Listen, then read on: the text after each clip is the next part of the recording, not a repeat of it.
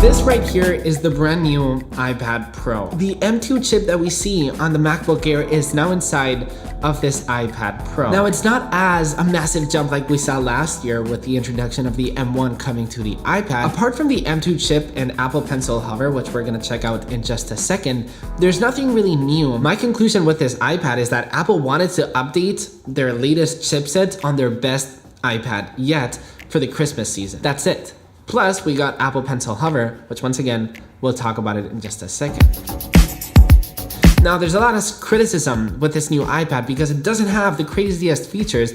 Apple and all the tech brands out there in the world don't have to release a bunch of crazy features every single generation of the product, especially of a product that has gotten this good, and Apple just wants to make it better. Now, by no means I'm defending that the M1 iPad people should buy the M2. By no means I'm saying. All I'm saying is that the iPad Pro now has the M2 chip, and it's great. And it's important for Apple to keep pushing the iPad Pro to its limits. Like this, third-party apps will bring their computer programs to the iPad. We've just seen LumaFusion coming to the iPad later this year, which is an insanely big deal for a lot of video editors across the world. I am personally super excited to see that coming to life. We've already seen Affinity Photo and Affinity Designer, the full desktop experience on the iPad for quite some years, and I've been using it day after day, and it works so incredibly well. I mean, it just feels like the computer app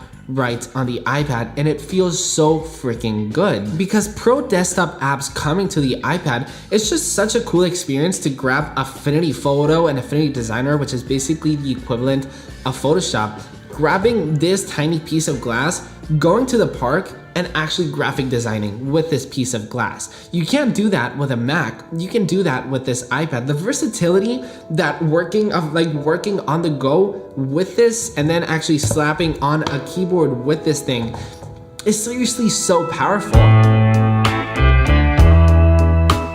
So at the end of the day, I'm kind of sad and kind of confused on specific decisions on this iPad Pro, more onto that later, but at the end of the day, I'm happy.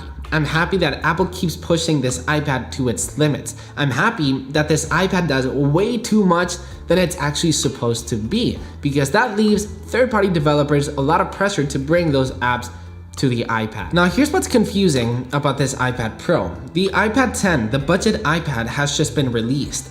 And for example, it brings the camera on the left over to the center, which is something that I've been asking Apple to do the longest. I really don't like, especially for like the 12.9-inch version, which is huge. I really don't like that the camera's on the left, because whenever I'm on a video conference, it feels like I'm not actually paying attention to the video call because I'm looking at the left when I'm talking, right? So it's kind of weird. With the iPad 10, it's on the center, since on iPad, and especially on an iPad Pro on the 12.9-inch, since it's so big, we're always using the iPad in landscape mode. Before, sure, I get it, we were always using it in vertical, but now with keyboards and stuff, the camera needs to be in the middle. And I don't understand how they've done it on the budget iPad, but not on the latest and greatest and most expensive iPad Pro. And then there's the new Magic Keyboard Folio, which is a two-piece design. It's a really good keyboard, but it's not available on the new iPad Pro. It's only available on the iPad 10, the budget iPad 10.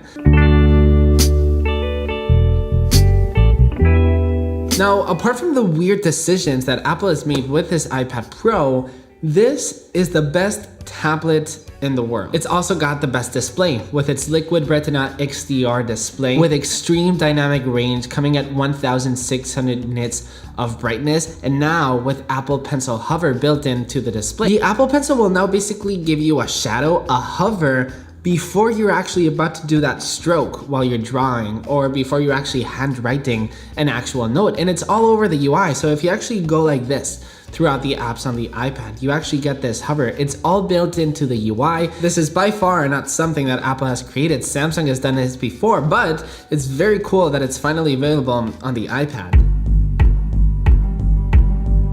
I've started to love the 12.9-inch size so much over the years. There's so much screen to do so much, and especially with Stage Manager now on iPadOS 16, you truly get like this desktop class experience on the iPad. You've also got the best pro cameras on this iPad with a 12 megapixel main and 10 megapixel on the ultra wide. And having the ultra wide selfie camera also allows for center stage on an iPad, which is a really immersive way to do video calls. The iPad Pro is also the only iPad that has Face ID, which is the best way to unlock your iPad. With Touch ID, it works great, but you have to put your finger. With Face ID, you simply like swipe up and it unlocks by itself. You've also got the best speakers. You get 4 speakers with stereo sound. I mean, playing a movie with this 12.9 inch, it gets very loud. It's obviously also compatible with the Magic Keyboard with this like floating design. I love the design because it feels like the iPad is actually like levitating. It's awesome. Also, Apple Pencil 2 support. I mean, the Apple Pencil 2 just simply snaps on the top and wirelessly charges. The iPad Pro over the years has really found its personality. It's grown and it will only keep growing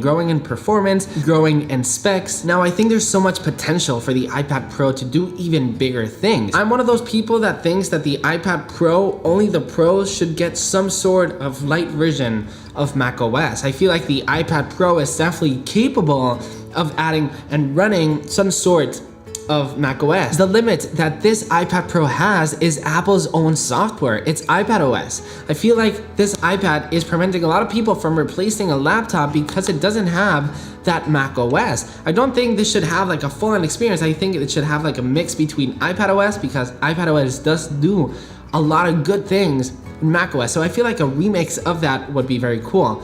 Also, Apple next year, I mean, not next year, I feel like this year it really should have been on it, but hopefully next year. Also, why does the keyboard still doesn't have a function row so I can control my volume, my brightness, and even turn off?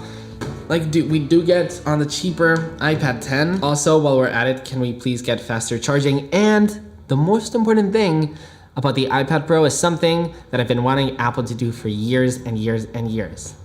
Can we please get Final Cut Pro on the iPad? But DaVinci Resolve is coming, I know, but I'm a Final Cut guy, okay?